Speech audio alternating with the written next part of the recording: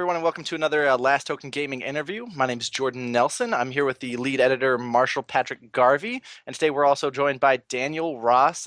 He's a great guy. He's a good friend.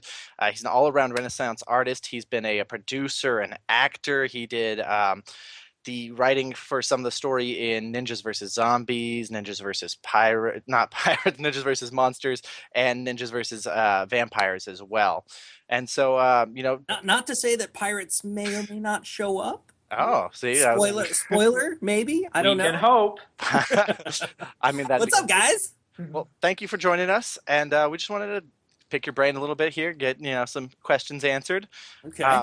The first one that I have on the list. You just Skyped me randomly and started demanding that I answer questions. Answer these questions now. Orthodox for an interview, but okay. Go ahead, Jordan. Well, first off, I like asking this question of pretty much everyone I meet in Comic-Con, anywhere I go. What got you into the nerd culture? Like, what first kicked that off for you? Well, nerd culture is a pretty broad brush to paint with. I think I started in my own little field of it before things really started getting cool, which I think has really been over the course of the last, I would say, 10 years. We've really seen a resurgence in like geek culture and more things that are advertised directly to people who are into gaming and, comic books and things like that. It's always been around, but I don't know. Personally, I've seen it in the last decade or so really take an upswing. For me, I've always been a huge fan of Transformers. That's the thing I grew up with. That's the thing I loved as a kid. I started, my parents would get me the toys and I, would really get into it. And I continued collecting as an adult. I use quotations there. One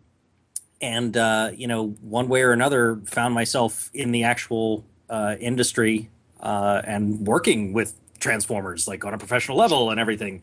So I would say that's probably where my inner nerd began to outwardly show its glee.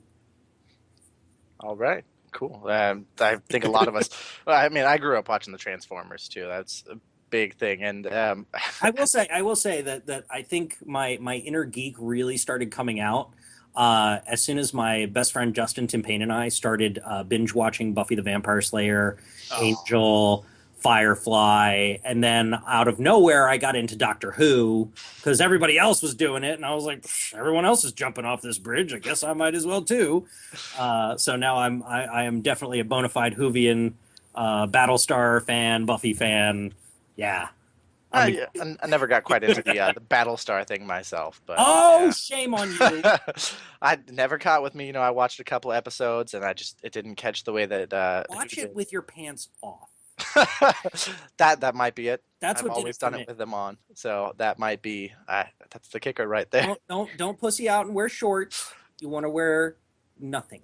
Nothing, especially when Edward James Olmos is on screen. Wear a shirt, but nothing down there. It'll help, I promise. All right, and so what kind of triggered that transition for you from working in the industry to doing voiceover work? Because I know you did like acting and stuff before that too, right? Yeah, the transition is a little vague for me because ever since I was a little kid, I always would pick up on voices and imitate people. I'd imitate my neighbors, to my parents or a teacher in school, or funny cartoon characters. I'd just run around the house, like Daffy Duck, just yelling at everybody, "You're despicable!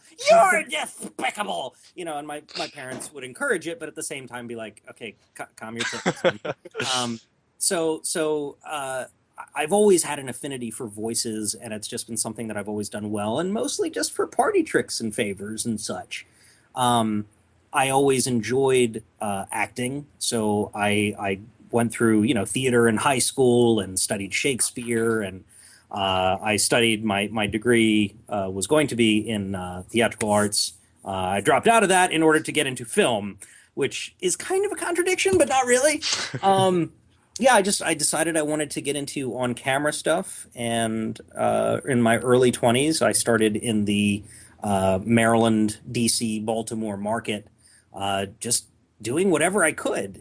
And a decade later, I started getting into actual film production, And through my partnerships and with my best friend Justin, who I mentioned before, we made this really schlocktastic film called Ninjas versus Zombies.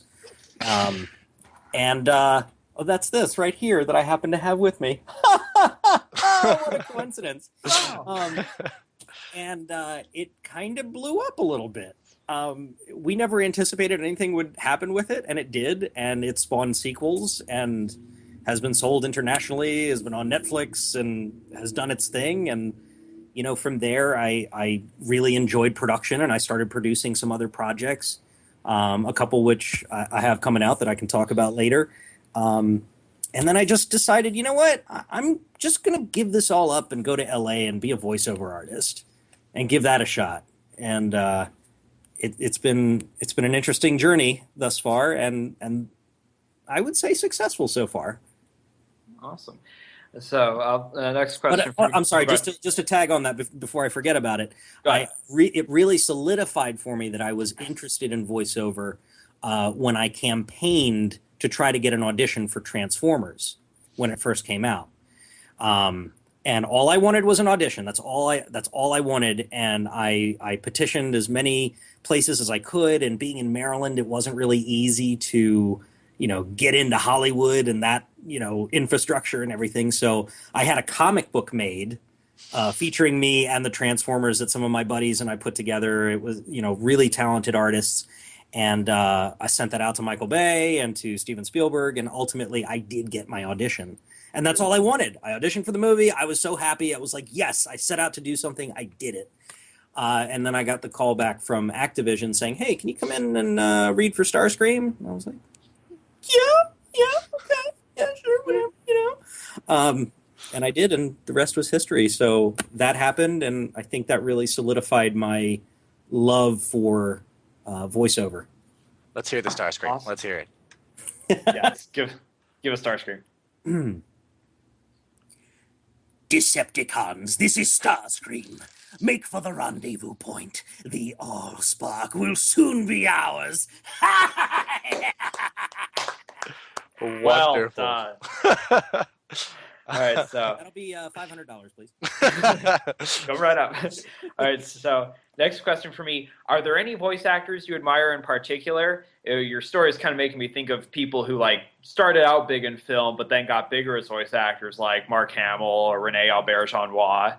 You know what? I'm a huge fan of Alan Oppenheimer. I'm a huge fan of David Sobolov, Debbie Derryberry, E.G. Daly, Bill Farmer, Greg Berger, Fred Tatasciore. There are so many names I could throw out there. Rob Paulson is a huge one. The list could literally just go on and on. Kevin Michael Richardson, and absolutely, Luke Skywalker himself. There are some huge names in there that I absolutely admire and adore. Frank Welker being, of course, the most, because he's been the most successful actor in Hollywood, period. I don't know if Frank Welker by name, he's the voice of Scooby-Doo now, but he was the voice of Fred. He was the voice of Dr. Claw and Inspector Gadget, Megatron. He's been in everything for the longest time, and actually is the highest paid actor in Hollywood because of all of his work. That is awesome. I love actors who are in everything. I love character actors and voice But actors. I literally could continue naming names just forever because there's so many amazing people in this industry. Even some fresh faces like Eric Bauza and Josh Keaton, who are young guys who are just absolutely reaping all the rewards that they can because of their talent. Those are guys that I really admire. Those are people I really admire for their tenacity and continuing with this interesting vocation, because it's not something that everybody falls into, and it's not something that everybody can get into. Yeah. I'm really happy to be among these people, and consider a lot of them personal friends. Oh, that's awesome. All right, Jordan, I'll let you have the next question. Oh, well, I just, everyone gets asked this question. If you had to give any advice to someone who's just starting out in the field, what would your advice be? Would you tell them to petition like you did to get that audition? Would you tell them to just hit the ground, try and meet as Now, many which agents? field are we talking about specifically? Acting and your voice acting as well. Okay, because both would be very, very different things. Okay. In terms of voiceover, I think it's really important that you know what your instrument is. A lot of people, when they first get started, they want to do so many different things, much as I did. I said, oh yeah, I want to do, movie trailers. I want to do, audiobooks. I want to do commercials. I want to do this and that. And realistically, once you get to know what you're actually working with, you fine tune exactly what you're good at, and you turn that into a marketable thing that you use to make money. But not everybody understands that process and is also not willing to give it the time, dedication, money to invest into it. So you've got to have really good audio equipment to be able to compete with the other people that have stellar studios. You have to have some acting chops, some improvisational skills to be able to match, again, the quality of the people you're competing against. And then you've just got to have the drive to be able to take 1,000 no's before you get a single yes. If you can check yes to all of those different things, you have a chance in the voiceover industry. But let's face it, it's fun to just goof around with people and make silly voices and see what happens. That's how I got into it. That's how I discovered what I was capable of. And I think if anybody is curious about it, they should look into it. I think we've all had that moment where we just sit there with a significant other, a girlfriend, a boyfriend, and you just sit there and you're like, "Hi, how's it going? How are you doing today?" I don't do that with women. Or at least with friends and family. It's like you'll have at least one moment where you do a silly voice. Just it's Actually, I do that with women. I was about to Tell Jordan. I was about to say, because I do that constantly. Actually, the one that my girlfriend hates is Sean Connery. Oh, because he beats women. I do a pretty good one. I go, "Yes, you want to have sex with me, don't you?" And she sits That's there. right. I want to sink the Bismarck with you. Because I'm going to have sex with you and then punch you in the face. Because I'm Sean Connery. And she just hates it. That's part of it. Everyone enjoys that. It's a fun thing to do. I don't know. It's a guy thing. Losers whine about their best. Winners go home and fuck the prom queen. And I'm a winner, babe. I love that. I love that. Like, there's a line for the rock. So, Yes. all right. So I'll take the next question. What was the best part of voicing a critical character like Starscream in the Transformers the movie video games? And what was the experience of working on those games like overall? Gosh, that's a loaded question. For me, I was at a base level of just being enthralled that I was doing anything having to do with Transformers.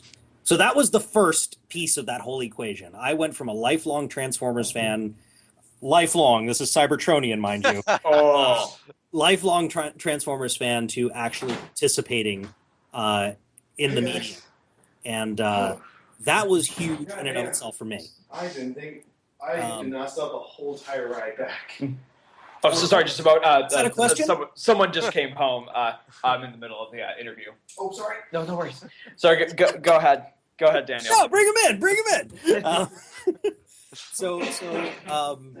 Yeah, that was the biggest piece for me. And then obviously there was a level of responsibility that actually went with this because they wanted something very different from the original Starscream. And if you remember, Chris Latta voiced the Generation 1 Starscream, and Starscream was up here and screechy Decepticons!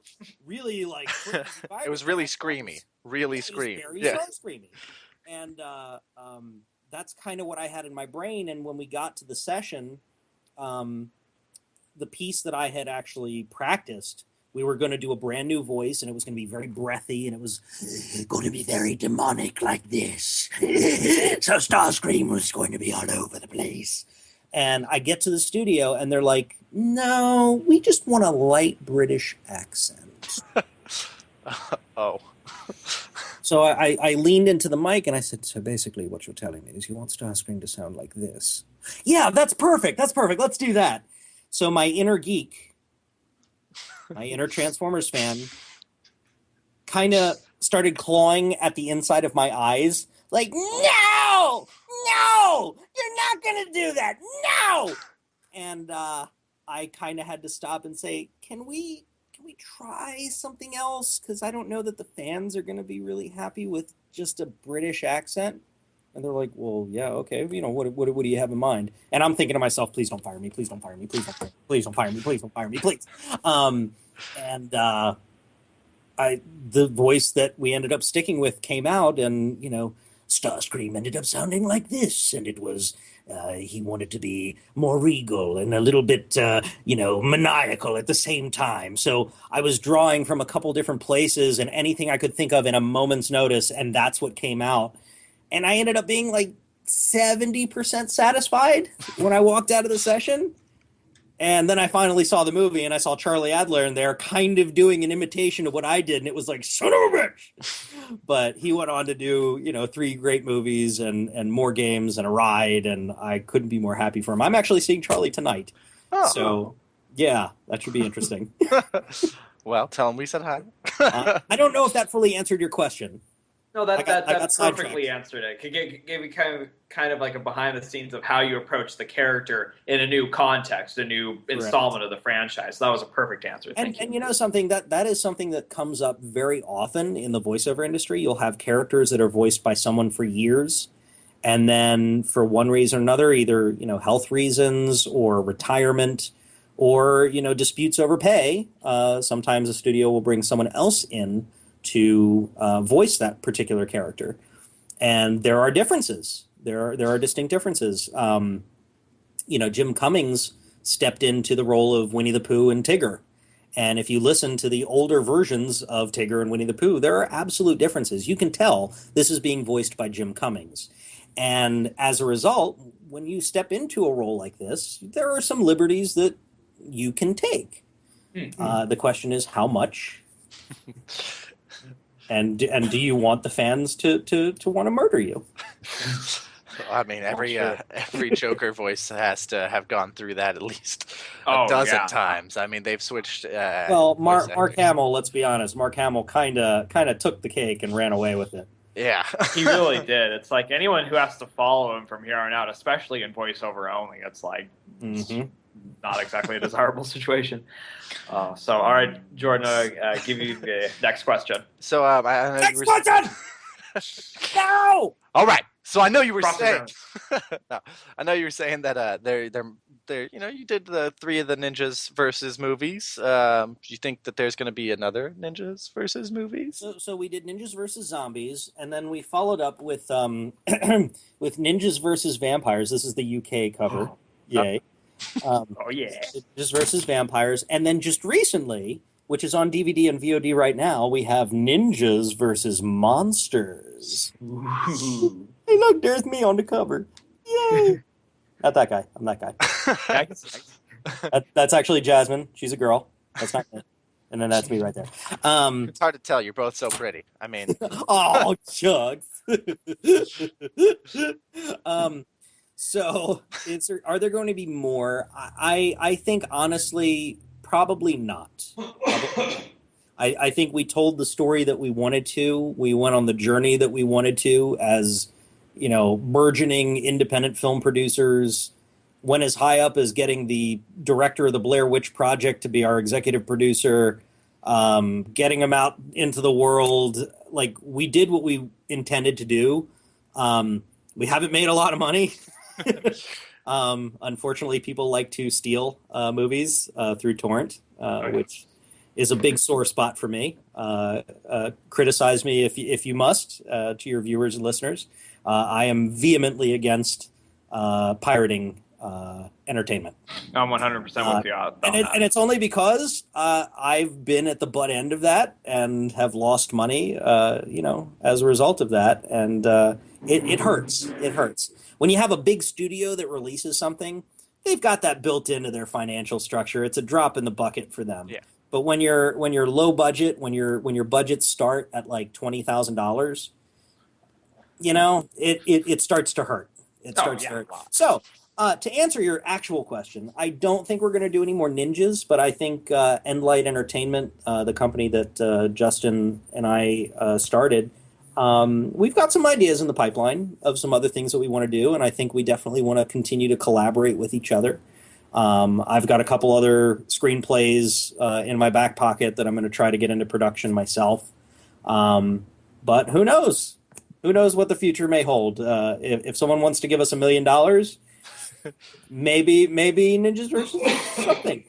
I go ahead. I just want to lobby, if you do get the resources for a fourth, in my opinion, it has to be Ninjas versus Pirates. Settle the rivalry once and for all. It's a definite idea, although I think Ninjas versus Pirates has been taken. Yes, but still.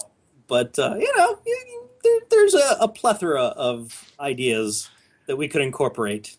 Oh, nice. Well, I was thinking maybe in the future for you guys, Ninjas versus something game. Yeah, what about that? Ninjas versus Mountain Dew. Ninjas versus Mountain Dew, the game. Yeah. Product placement. Yeah, ninjas. Can we see some Ninjas versus games? That'd be fun. Cool. Stay tuned.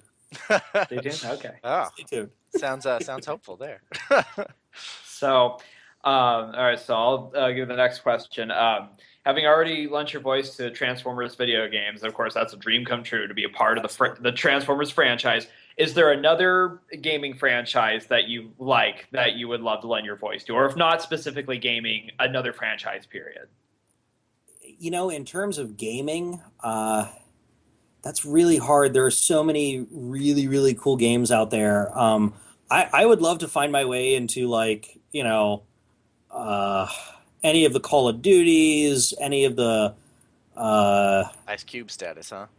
Definitely Ice Cube status. I'd love to do some mocap, and actually have my face in the game and play the character that I'm voicing. There are so many really cool franchises out there. I couldn't really take a pick out of one. I would just like to continue working. and I think any voice actor will tell you the exact same thing.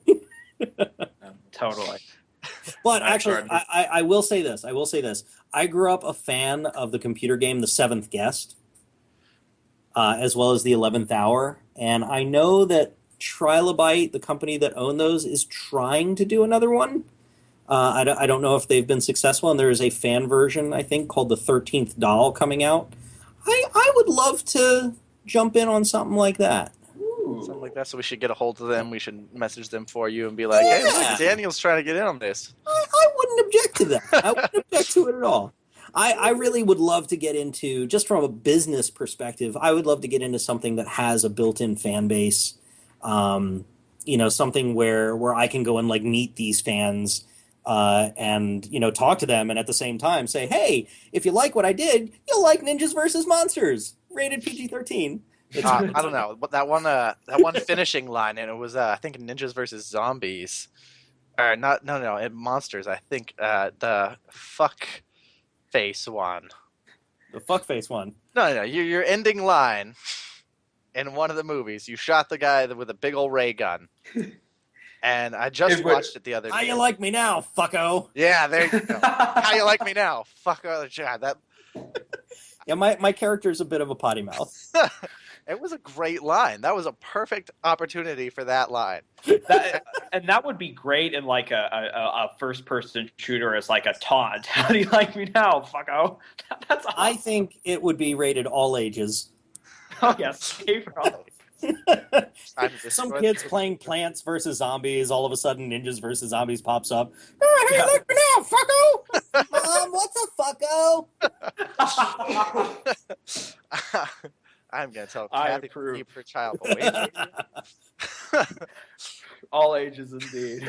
No. That's definitely... We're trying. We got to try and preserve those little ears until they hit 13, and then everything's just fair game after that. After they hit 13, those ears, they're bombarded by all the cuss words. Mom, what's a fart-knocking shit gurgler? What is that? 13, acceptable. Anything beforehand. 12, no way. 13, totally acceptable. All right, so I know you can't say much about it. I do know that you got a new voiceover gig recently. Can you tell us, as my coffee cup falls down, can you tell us anything about that? Or you just have to keep it under wraps? I can dance around the topic and let you know that yes, I'm doing something. I'm doing a couple things. I'm auditioning for some things and being called back for some things. There is an animated feature coming out next year. I will be playing the lead bad guy in that, and I can't say much more than that. And I'm doing a series of commercials for a character that everybody knows.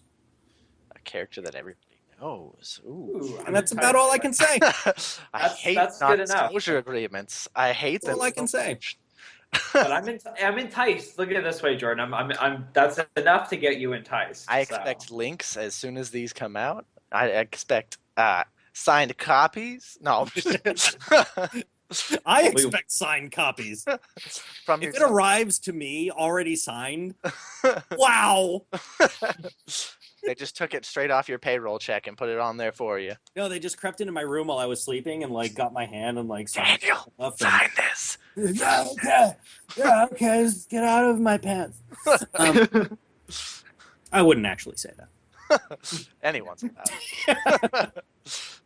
All right, Marshall, you got any other closing questions? All right, so I got one more question for you. This is just what I really wanted to pick your brain about in particular. Tell us a bit about working on the 2009 movie Nowhere Boy. For those who don't know or remember, that was a movie that explores John Lennon's youth and early musicianship in Liverpool. I thought that was one of the most sincere and original musical biopics done in quite some time. So tell us a bit about working on your experience working on that film. Yeah. No, I actually didn't work on that. Oh. Did I get? Oh my gosh! Did I be? I thought I checked and done my research. I thought there is another Daniel Ross. Oh, cool. There is another Daniel Ross. This is something that I wish him well. This other Daniel Ross. He is now known as Daniel Ross Owens, because there can only be one. But yes, I did not work on Nowhere Boy. That was Daniel Ross Owens, and I wish him well. But I will say I have a couple other film productions that are coming out. Currently in Redbox, you can see Thug Life, All in the Game. And what do you do in that one? I play the son of a drug lord who has a cocaine and hooker habit. So it's not far off from real life. You can also see Lovely Molly, directed by Eduardo Sanchez of the Blair Witch Project. I have a fun little role in that one. As well as, this is all current stuff from director Chris Foligno, Sparks, starring my good friend David Sobolov, as well as William Catt, the greatest American hero, Chase Williamson, and Ashley Bell from The Last Exorcism. That's out. And then coming up, I have a movie called You're Fucking Dead, which is a grindhouse thriller. I can't wait for that. That's something that I produced and acted in. And then we have the comedy documentary. We call it a funumentary, Trek Off the Motion Picture, based on Endlight, my film company's podcast, Trek Off, starring Justin Timpaney and Alexia Poe. It is a potty-mouthed Star Trek podcast, and it is delightful. And they go to conventions and do live shows, and we decided it had to be a film. So that'll be coming out hopefully to Netflix later this year. Were they at a con this year? They were at was it Awesome Con, I think, in DC? Okay. See, I don't go to DC, so. Yeah, you're missing out, man. You're missing out. That's too far. That's too far. When we live in California, I'm not going to fly all the way over to DC. Yeah, me neither. Because I'm in California now too. Not anymore, yeah. But yeah, those are the projects that I have out right now. Those are the things that I have coming. I'm really excited for you guys to see You're Effin' Dead, as well as Trek Off, everything else, Ninjas vs. Monsters. We are available on DVD and VOD everywhere. You can find us on iTunes. You can find us streaming on Amazon Prime. Gosh, where else are we? Pretty much, let's see, Xfinity, Cox, Time Warner. We're out there. You can find us. So please do that. Pay $2 or $3 to go watch it. Don't pirate it. I will. I will definitely. Like you said, the big companies, they don't take too big of a hit when it's people doing that. but Yes. the smaller, cheesier productions, not If gonna you not. like my face, if you like anything that I've done or said, any of the potty words that I've thrown out, just pay a few dollars and support me. Yeah, it's not that No hard. problem. And my Couple of colleagues, more importantly, my colleagues, because it's not just one person; it's a whole series of people. And I actually had another question. How hard is it for you to be both a writer, a producer, and then be an actor as well? Like, where do you make that distinction of like this is what I wanted to come from writing versus trying to put it actually into expression? And because I know it's I do writing and well, let me clarify one point. The scripts for all three Ninjas movies were written by Justin Timpane. I was a story editor and supervisor. So he and I would have creative conversations on, plot developments, where things would go, ideas for catchphrases and things like that. But at no point in time was I actually writing the script. That was all him. I have my own ventures that I've written, screenplays for, and I have yet to translate from the writing part to actually doing that. But from that side of the spectrum, it's neat. It's really neat. It's neat to see something that came out of your brain collaboratively end up on a screen and watch other people enjoy what came out of your brain. That is highly enjoyable. And you know what? In the porn industry, it goes from someplace else, and there's your tangerine. I was just gonna say because for me, usually what comes out of my head is just Athena, the goddess. That must hurt. I mean, you've got a fairly large head, but that's Oof. Getting some insults over here. You know what they say about a guy with a big head, right? Big hat. Yeah, right. Got a big hat right here or something. But thank you so much, Daniel, for taking the time out of your day to answer some questions for us, taking the time to do this interview. I really appreciate it. It's a lot of fun, and I appreciate you guys and giving me a chance to talk about some of these projects. Please go out, support them. If you like me, find me on Facebook or Twitter. Actor Daniel Ross is where you'll find me. And thanks again, guys. Really appreciate it. I hope to do this again. Yeah. Oh, hell yeah. So after the next Trek Off movie comes out, we will. Absolutely. After it comes on Netflix, we'll hit you up again. Sounds good. good. All right. Here, I'll so do the official out. You bet. Here, I'll just do the official outro. Thanks again, everyone, for joining us for latest Last Token Gaming interview. Again, we were joined by Daniel Ross, awesome voice actor and independent film producer from the Transformers video games. Obviously check those out if you haven't. Check out his independent projects like his Ninja Versus franchise. Again, Jordan Nelson got us this interview. Lead editor Marshall Garvey. We're also a thank you to our sound guy Sean Willis for recording this. Thanks, Sean. Woo, Thanks, Sean.